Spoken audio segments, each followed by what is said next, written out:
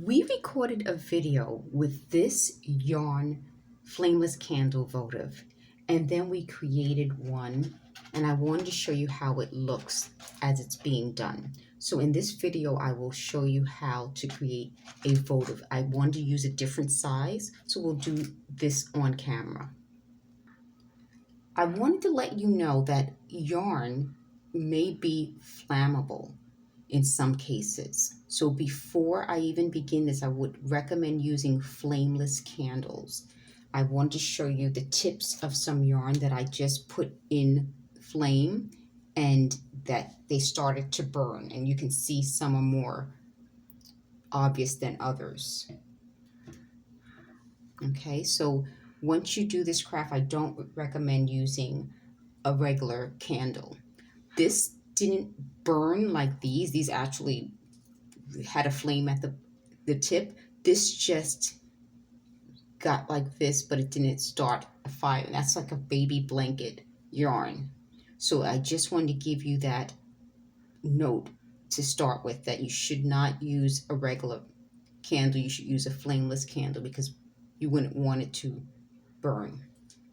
So let me just show you how we did this, and you can check out the video that has yarn flameless candle holder votive for more information. So we covered this balloon with tissue paper to make it easier. Then we wrapped it in yarn. So today what we'll do is we're going to take the balloon without popping it so we can reuse the balloon, and we're going to open the balloon.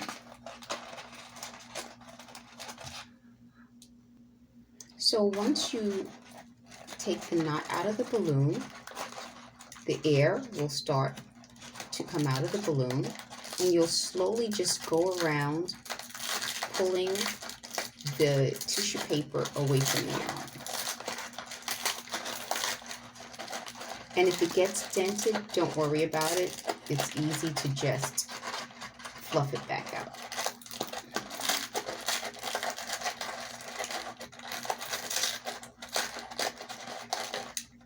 And you can tell that because of the tissue paper, a lot of the glue stayed on the tissue paper and on the balloon.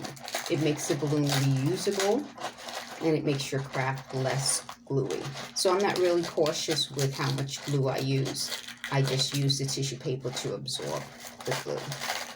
And you'll see if you look at the previous video that I used a generous amount of glue.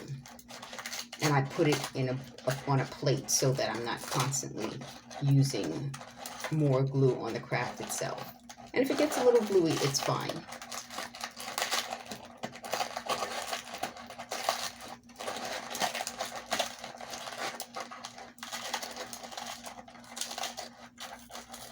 I'll just take my time. I don't want to tear it off.